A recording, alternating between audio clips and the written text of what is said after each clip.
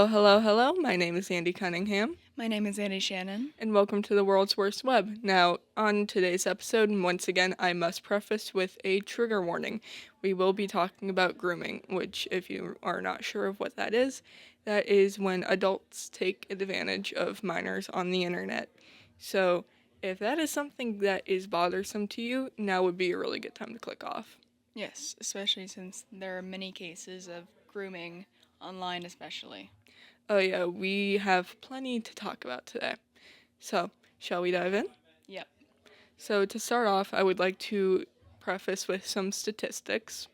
Now, unfortunately, there are about 5,000 to 500,000, it varies heavily, but around that sweet spot, well, not so sweet spot, I should say, uh, of pedophiles actively on the internet and predators actively on the internet looking for children to take advantage of, and very many occasions doing so successfully.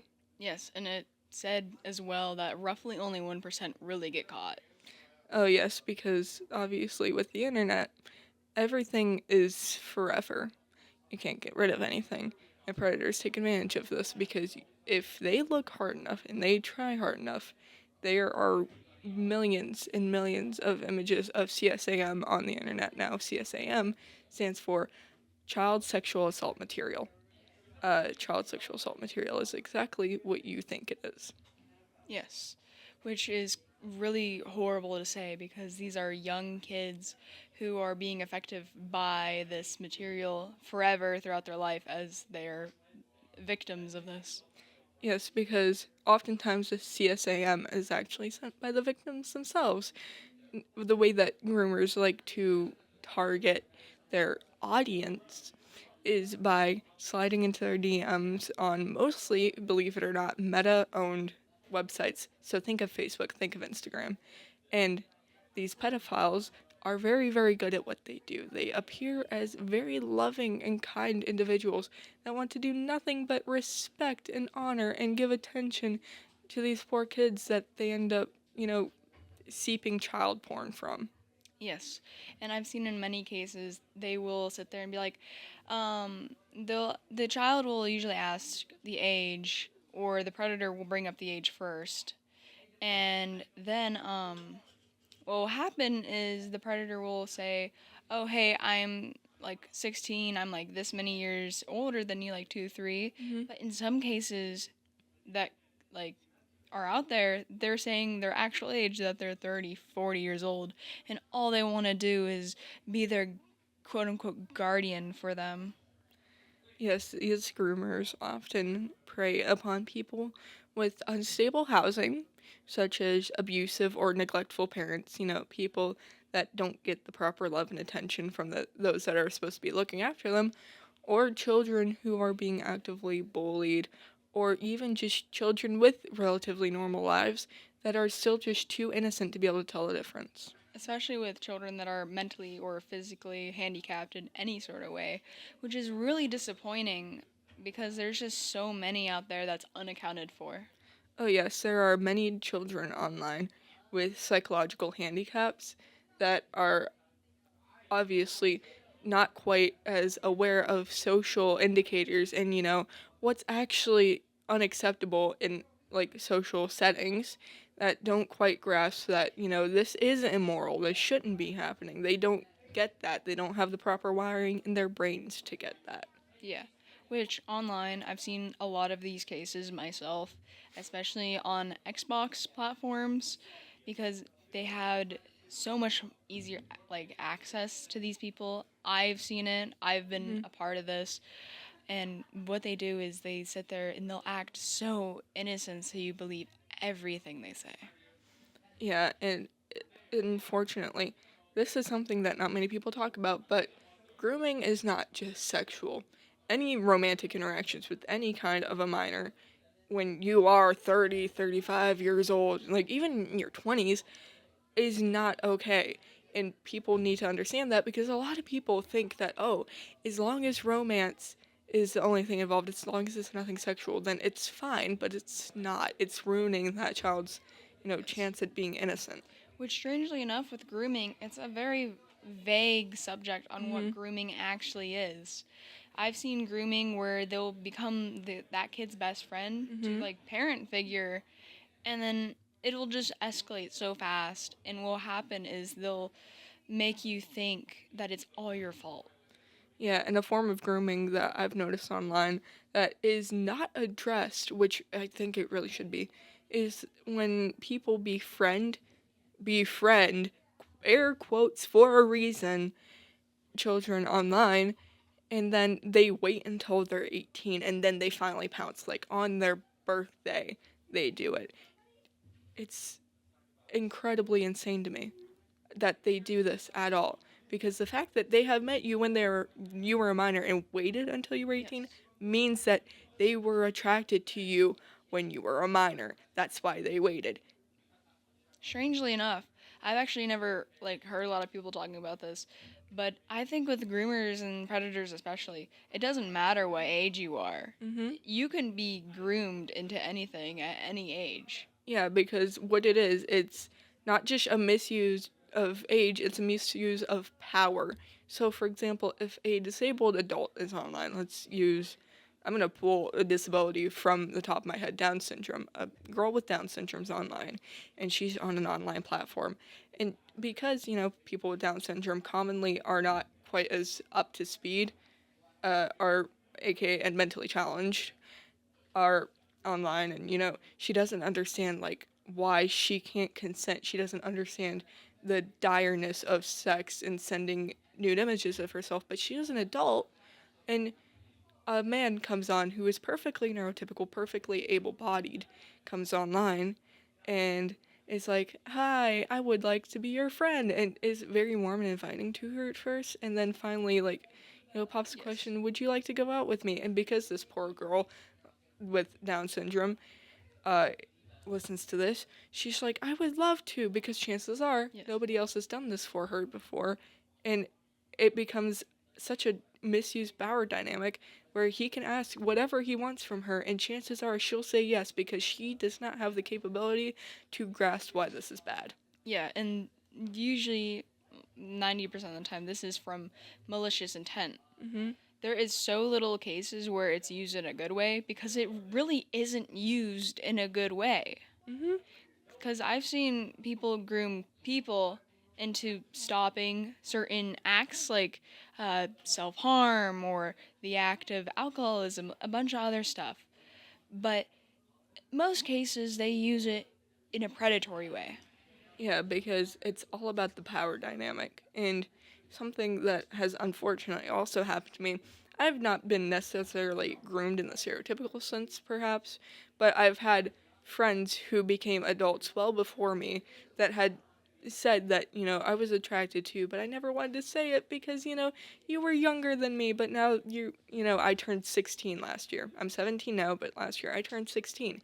You would be actually impressed to find out how many people I ended up cutting off because they were so excited about me being the age of consent for all the wrong reasons. Yes. For me, I found a lot of situations online where I would find these games and I would play these Hmm. games with people. And I didn't realize until like a year after these friendships that I was getting groomed. But strangely enough, I would still be friends with them. Yeah, because obviously, live and let live, learn and let learn. Oftentimes, people on the internet, especially people our age, have had to try to learn the hard way because there's often a generational gap between our parents. In my particular case, both my parents are older. My dad actually recently turned 60. You can imagine how adept at the, online they are. And unfortunately, part of that was I had unrestricted internet access. So, in a way, I was exposed to things that I was never supposed to be exposed to. And the fact that, I didn't end up getting kidnapped or, taken advantage of in that way is actually shocking to me because this is an issue with a lot of people our age that are like coming to realize that, they were groomed, they were taken advantage of, was because the generational gap prevented them from protecting us. Yes. And now I was a really smart kid when I was younger, especially on the internet. Mhm. And I would realize these people are grooming me pretty early on. Uh, I started noticing it after I noticed the first person who was grooming me. But I would stay friends with them until they decided to show malicious intent, which is horrible to think of. But if you think about it, I didn't really have any friends at the time. Hmm. I was lonely. My home situation wasn't exactly the brightest. And I was constantly trying to seek attention from my family. It only really makes sense that I would allow this to happen. Yeah, in my case, I am autistic myself, so my ability to read people's intent and social cues is not very high. You could talk to a 6-year-old and they would probably have more competence than me in that area. And unfortunately, that has led me into dangerous situations that I didn't know were dangerous because I can't really calculate risk all that well. And people will take advantage of that if I'm not extremely careful. And I've learned to be extremely careful because it's really the small things that you have to look out for. Yeah. Which the small things are really hard to find, anyways, especially if you dive into a deep rabbit hole where your mental is down the drain, Hmm. really. Because in my situation, like I said, I was never groomed in the typical way, I have never had CP of me like spread anywhere. Thank God, because I could have had it much worse than I did. I know I'm lucky. I can accept that I am lucky, but that doesn't mean I wasn't completely unscathed either. Yes, I was very lucky as Hmm. well because I almost did. I was so close. Yet I started using my head a lot more when I was younger. After a while, I just kind of gave up and I started using my head, quote unquote, a lot more. And I just stopped. I couldn't care less.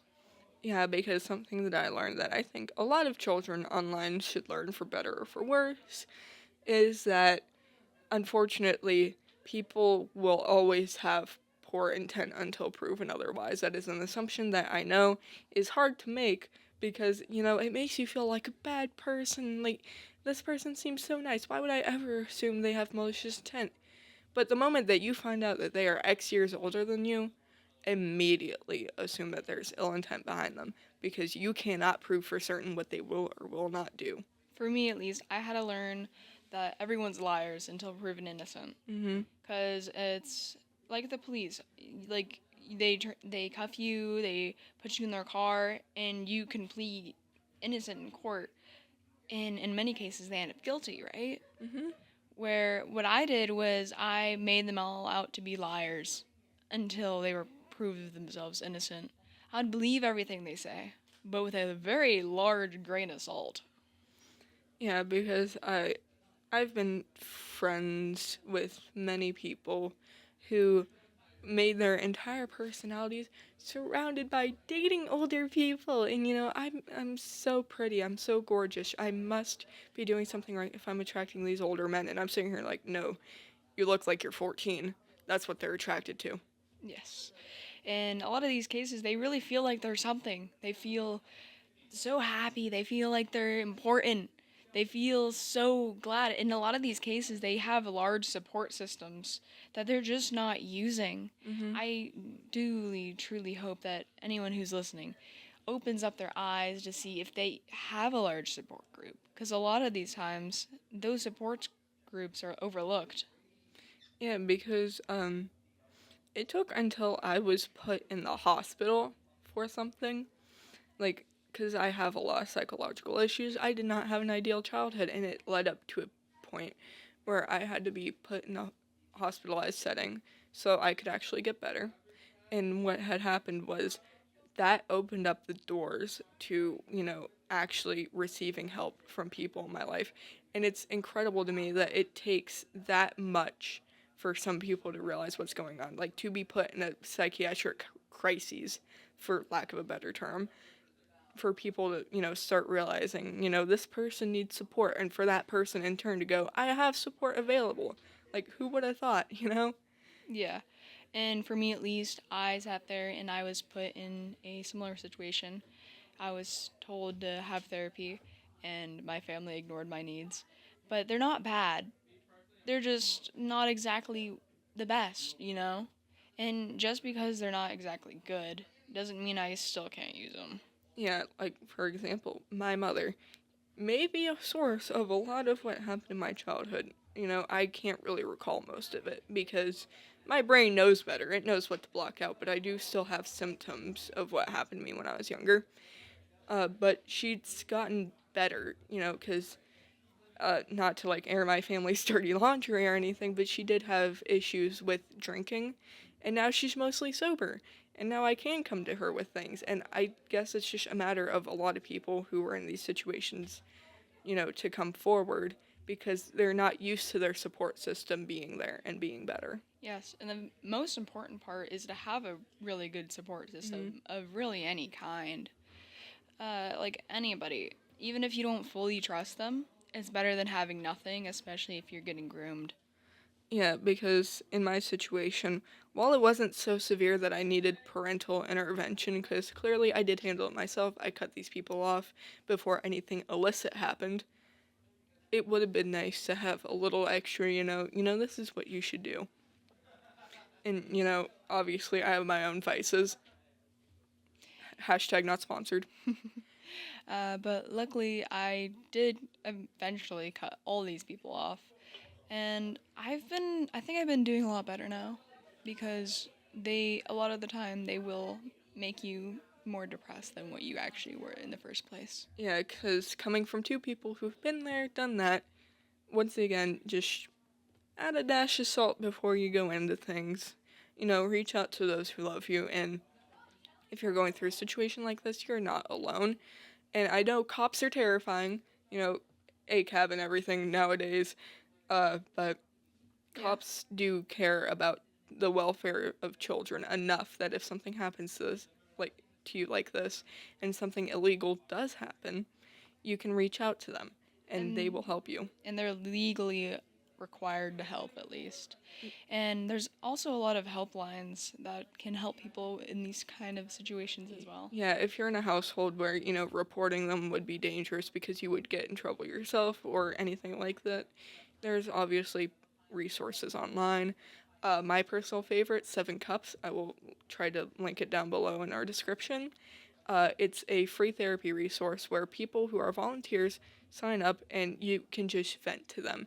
You can vent to a real person who doesn't know you, does not know your face, does not know your name, but they will know your story, and you can sit there with the ease of knowing that they know your story and that someone out there does support you and does care. Yes. So, with that, I think it's about time that we disappear from the surface web once again and dive back into our own deep little corner. But thank you for listening. And once again, if you're in a situation like this, please reach out. People do care and people do want to support you. And with that, my name is Andy Cunningham. My name's Andy Shannon. And that's our part of the world's worst web. See you later.